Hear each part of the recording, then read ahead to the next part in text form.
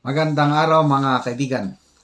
Pag-usapan natin ngayon ang mga reklamo ng mga foreign investors dito sa Pilipinas. Grabe pala, pinapahirapan ng PBBM admin ang mga kasalukuyang investors na nandito na sa Pilipinas. Yan pala ang isang dahilan. Bakit kakaunti ang mga foreign investors na dumarating sa Pilipinas? Kasi ang mga negosyanteng foreigner na nandito, pinapahirapan ng administrasyong ito. Yun po. Dito, salamat, Eudora, yung aking researcher. Pinadala niya ako ng article ng billionario.com. Okay. Ang title ng article is ito. Itong billionario.com, more on business ang kanyang field of specialization sa balita, no? Title, Foreign Investors Left Waiting. Philippines faces 200 billion VAT credit backlog. Ano ibig sabihin nito? Ang gobyerno natin ngayon may utang sa mga foreign investors amounting to 200 billion pesos representing sa tax refund ng VAT. Okay, paano nagkautang ang ating gobyerno ng 200 billion? Ito po, noong 2021, panahon pa ni Tatay Digong, may ipinasang batas na tinatawag Create Law o Create Act. Ibig sabihin ng create is Corporate Recovery and Tax Incentives for Enterprises. Ito pong batas na ito, ang layunin is bigyan ng incentive ang mga foreign investors na nasa Pilipinas na at saka maghikayat ng dagdag pa ng mga investors. So ano ang nilalaman nitong batas na ito? Ang nilalaman ng batas na ito is yung mga imported production inputs hindi na papatawan ng 12% VAT kasi imported. Okay? Para naman yung negosyante, dahil hindi na siya magbayad ng VAT, ganahan siya na magnegosyo dahil exempted sa VAT any production inputs. Example, kung sa sardinas pa, yung lata, production inputs yun. Ano pa? Any imported material na gagamitin pag negosyo sa Pilipinas, dapat walang VAT. Kasi dati-dati, lahat ng mga imported goods, merong VAT. Maganda yung naisip panahon ni PRRD na wag na lang patungan ng 12% VAT lahat na imported products basta gagamitin pag negosyo dito sa Pilipinas. Okay? So naipasa na ang batas 2021. 2023 na ngayon. Up to now, wala pa ring refund. So, ang estimate ng Japanese and American companies dito sa Pilipinas, aabot na ng 200 billion pesos ang tax refund na utang ng gobyerno sa mga foreign investors. So, itong mga Japanese and American companies, they are now, nagre-reklamo na sila sa BIR, bakit hanggang ngayon, hindi pa rin mai-release yung kanilang, refund. Okay, example, si Mr. Novo Fuji, ang Executive Director and Vice President of Japanese Chamber of Commerce and Industry in the Philippines, na-interview ng billionario.com, itong nag-publish ng article.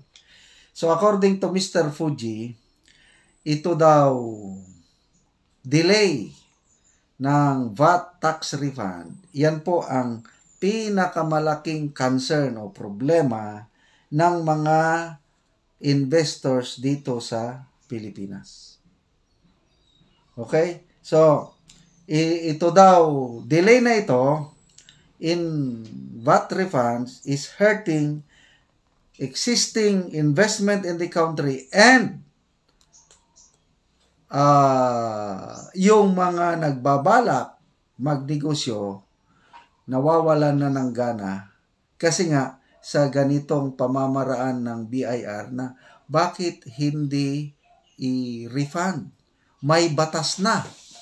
Okay, what's the use na nagpasa ng batas na hindi naman tutuparin? Sa article ng Billionaire.com, nag-cite ng dalawang malalaking kumpanya na grabe ng reklamo. Una, Chevron, isang global oil company giant. I don't know kung anong produkto ng Chevron. Basta, may negosyo dito on oil, fuel. Reklamo. Dole. Ano naman ang Dole? Ito, pagkain, pinya at iba pa. Grabe ang reklamo nila. Bakit hanggang ngayon? Ano? Okay. So, according to this foreign businessman, pag mag-file daw sila ng tax refund, nako, napakalaking gastos nila kasi ang daming mga requirements na nire-require ng BIR. So, yung iba, nakakomplain na sa dami ng requirements, gumastos na sila ng malaki.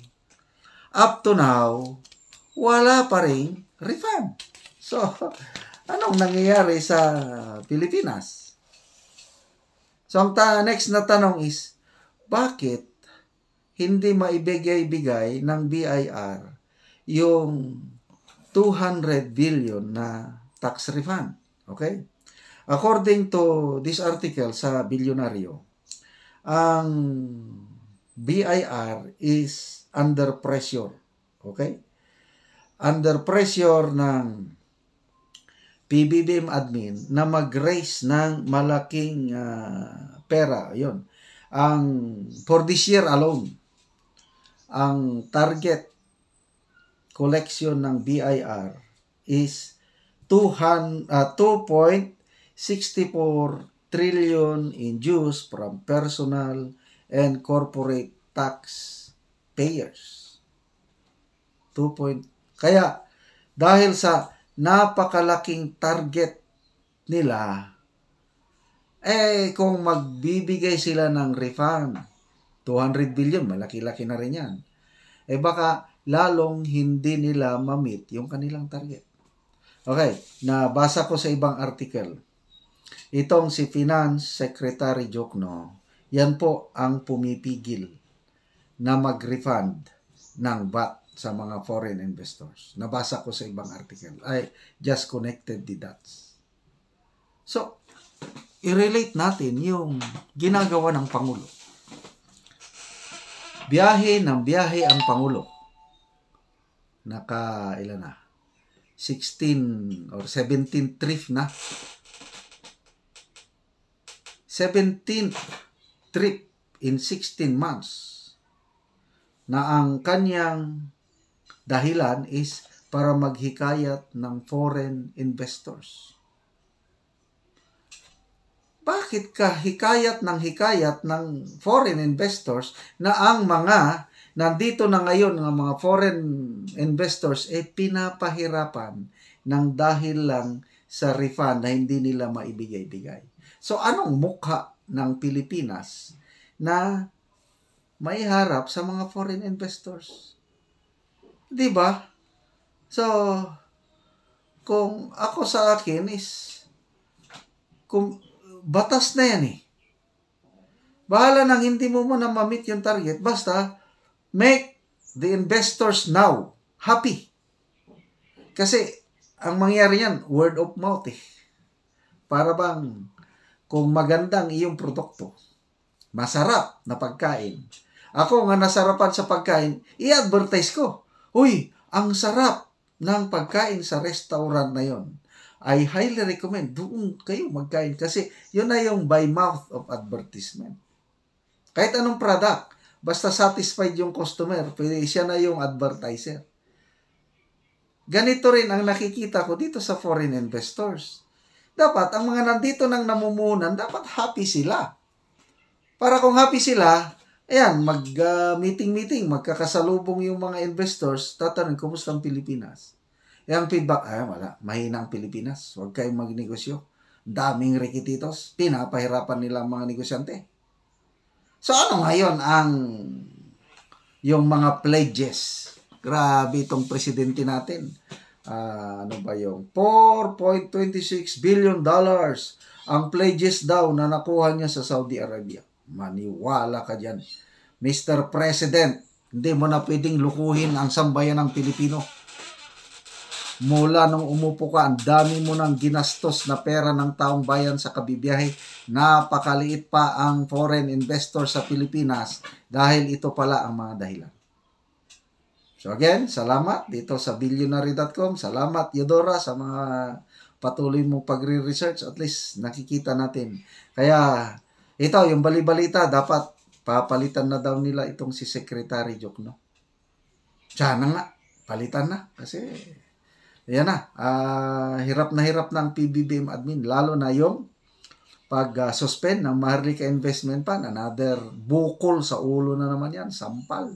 Dahil baka ITRO ng Supreme Court. Mapapahiya na naman ang administrasyong ito once na nakialam ang Supreme Court na mag-declare ang Supreme Court void and unconstitutional. Wala na. Napakataas ang lipad ng saranggula ni Bonget. Yung pala, babagsak lang dahil sa kahinaan.